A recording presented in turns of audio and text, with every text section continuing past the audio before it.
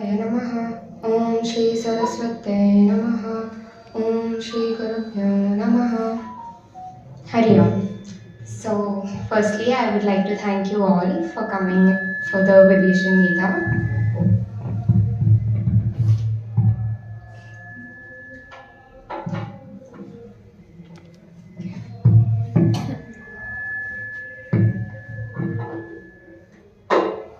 Okay, so thank you.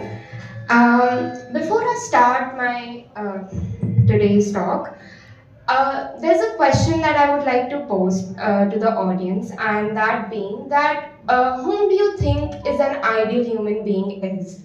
Now, this same question was posed by Maharshi Valmiki ji to Maharshi Narad, where he asked him that I know there is a difficult scenario to imagine where a human being would have all the qualities that would be considered to be ideal.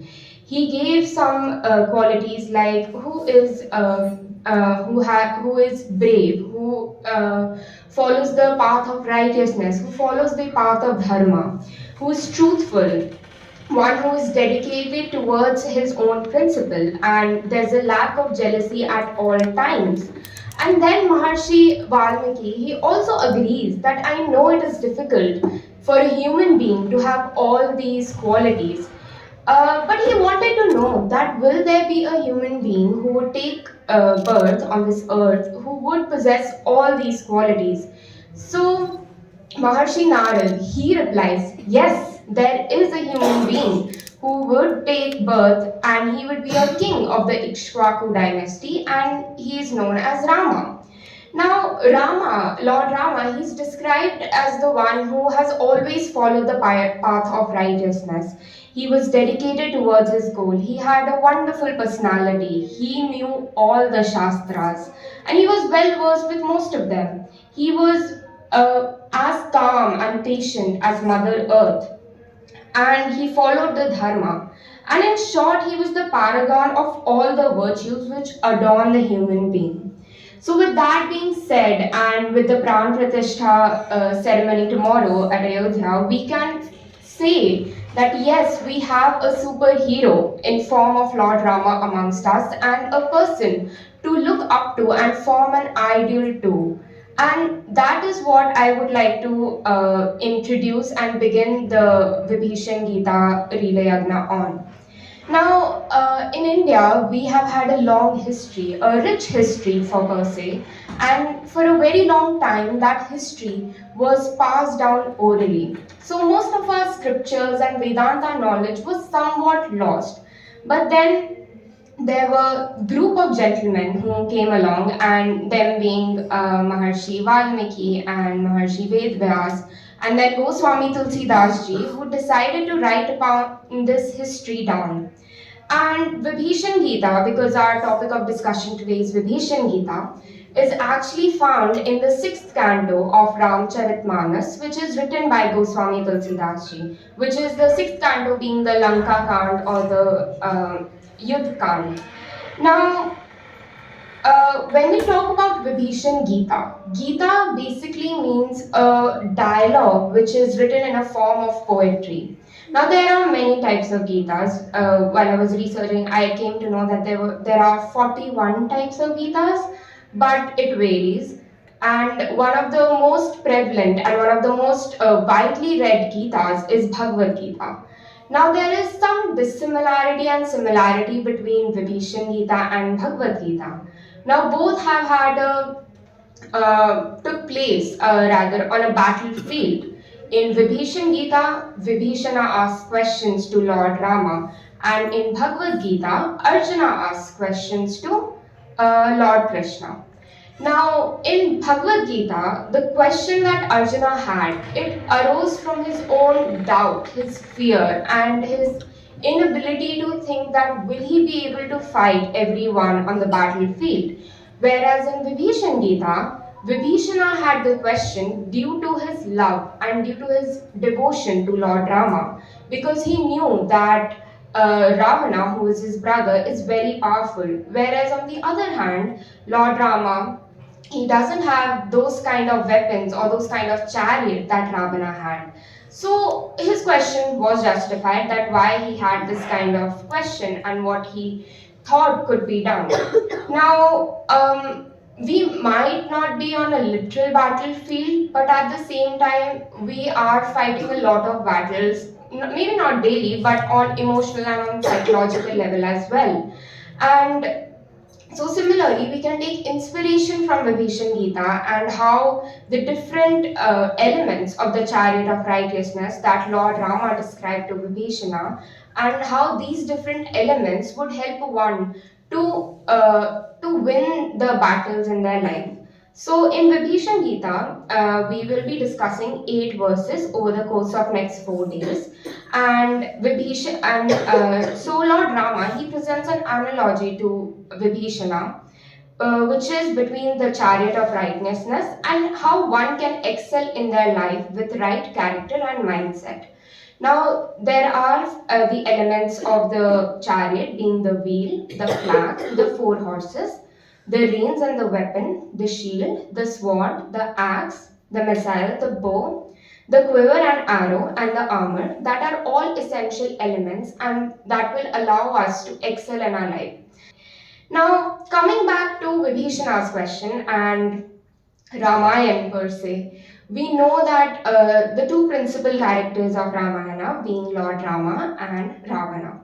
Now, despite being the central characters, and we can actually draw inspiration that how these two actually are part of us. For example, now Lord Rama, him being the good side of us, whereas Ravana being the immoral, the evil side of us.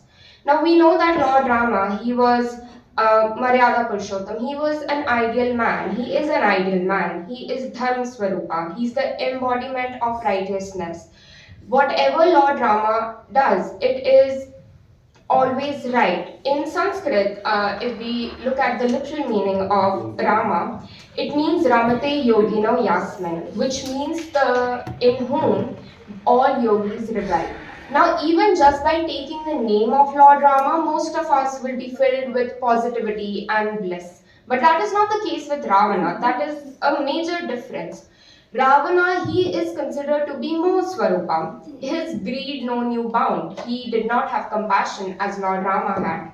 There is a story to say that how greedy Ravana was. So the story goes like that goddess Parvati, she asked Lord Shiva that why is it that we live under a tree and not in a palace like other devis and devtas? So Lord Shiva said, okay, I will get a palace constructed and then we'll reside there. Now, once the palace was constructed, Lord Shiva asked Goddess Parvati that, okay, now that this is constructed, the palace is constructed, now we need to get a puja done so that we can reside there. So Lord Shiva asked Goddess Parvati, okay, whom should we call? So Goddess Parvati, she suggests that we should call Ravana because he is your devotee and he is well versed with all these pujas and he is a pandit basically, so he will be able to carry out all the rituals. So Lord Shiva agreed and he called Ravana for the puja. Now once the puja was concluded, uh, Lord Shiva, he asked Ravana, okay, now that the puja is concluded, what would you like as... So Ravana, being, as I said, being the Swarupa and being greedy, he said, okay, now that I've concluded the puja, I would like your palace. So that was the extent of greed that Ravana had. And this was something which actually led to his doom at the end. Throughout Ramayana, there have been multiple instances where he was warned by people to return Goddess Sita and ask for forgiveness from Lord Rama. He was warned by Mandodari, his wife, Malayasur, his uncle, Vibhishana, Kumbhakaran, everybody warned him. But because he was so blinded by his greed that he could not think straight. We know that Ravana, he was very knowledgeable, but he did not have a clear mind. He did not have a pure mind. He could not think what was right. And as the saying goes, like Vinash Kale Vipreet Buddhi, that is what Ravana was actually going through. He did not think through, and it actually led to his inevitable doom. Now that the war was coming to an end and all the commanders and ministers of Ravana were defeated by Lord Rama, Vibhishana asks a question. He gets worried that now that Ravana is coming with his chariot, his sophisticated weapon, whereas on the other hand, Lord Rama, all he has is a bow and an arrow, and he is not that well equipped as Ravana is. So naturally, Vibhishana, he gets worried. He asks, and these are the first two verses of Vibhishana Gita as well. He asks, Ravano rathi beratha raghubira dekhi Vibhishana bhayo adhira adhika priti mana bhasandeha bandi charan kah sahita saneha नाथन रतन तन पद त्राना केहि विधि जिते बबीर बलवाना सुनहु सखा कह कृपा निधाना जय जय होई स्यो संदन आना. Now this means, O Lord, you do not have a chariot, nor there is a protection on your body or your feet, and therefore, how are you going to conquer Ravana, who is valorous and strong? Now it's a valid question that was posed by Vibhishana. And now here I would like to point that the two words at the end that I said, valorous and strong. Now our scriptures also describe what 5 types of beer there are. So we know Lord Rama, he was also known as Raghuveer because he hailed from the Raghu dynasty and hence he was a Veer. Another 5 types of Veer we know as, they are Ranaveer, the one who is valorous on the battlefield. Then we have Danveer, who is a charitable person, a generous person. Then Dayaveer, one who is valor in compassion. Then Vidyaveer, one who is a hero in knowledge. And then we have Tyagveer, one who is hero in dharma or righteousness.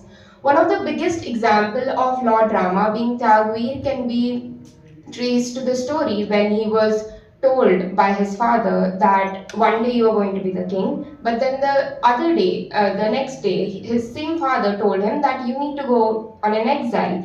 And without any question, he followed his father's orders. Now, all these types of beads, the 5 types of beads that I talked about, Lord Rama was. But on the other hand, Ravana wasn't. He might have been a Vidyaveer or a Ranveer, but his greed, his compassion, his blinded rage against Lord Rama did not allow him to think properly, did not allow him to use his Vidya.